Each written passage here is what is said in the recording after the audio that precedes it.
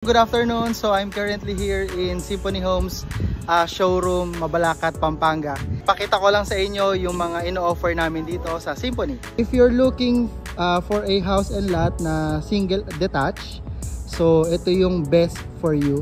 Then ito naman yung sample townhouse natin kapag natapos na siya. So as you can see, marami nagtatanong sa akin, yung mga end unit ba natin is pwedeng i-expand sa side. So pwede natin siya lagyan ng ganitong expansion. So dapat lang is yung facade niya, same lang nung facade ng dinideliver sa inyo. So ayan, ito yung sample na inner townhouse natin. So pwede natin siyang i-expand ng ganito. So ito yung floor layout. So yung lot area natin is 54 and floor area natin is 64. So mas malaki yung floor area, it is because yung bandang likod niya ay min-maximize natin. Yung typical deliverable natin, usually nandito lang siya. Hanggang dito lang siya. Ngayon, inopen natin yung bandang likod para to give way sa kitchen area. Tapos open natin yung dirty kitchen. Ganito yung point of view natin kapag nasa kitchen area tayo. Ayan. Toilet and bath natin.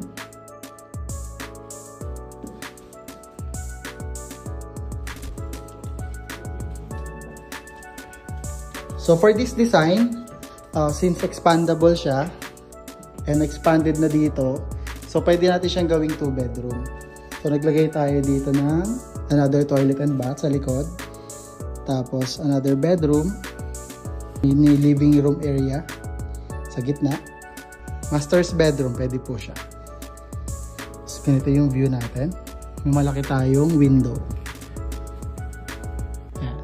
Ito naman po yung sample na inner unit natin na hindi natin siya in-expand.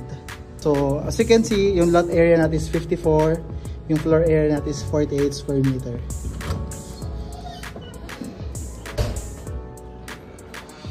Yung typical layout kasi natin pagpasok natin, usually living room, tapos sa harap niya yung television, then mini dining area, then doon naman yung kitchen area natin.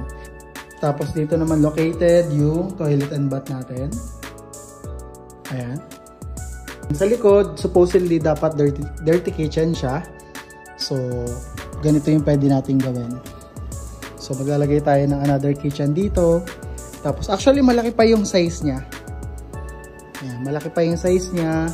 Tapos pwede natin siyang lagyan ng yung ibang client ko ang ginagawa, ang gagawin nila is bubutasan nila to, tapos i-extend nila hanggang dito yung house nila para ma-full expand yung house.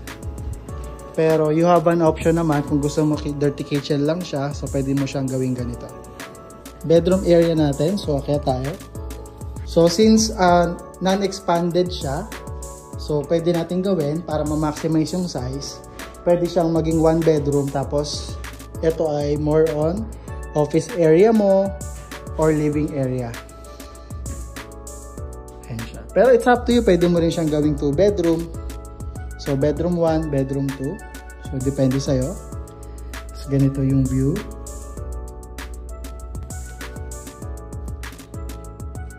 Ganito yung sample na design for a bedroom. So usually ang ginagawa dito, 2 bed na lang yung nilalagay para ma-maximize siya. Pero mostly kung 2 lang naman kayo or small family, pwede ka maglagay ng closet na lang dito para ma-maximize.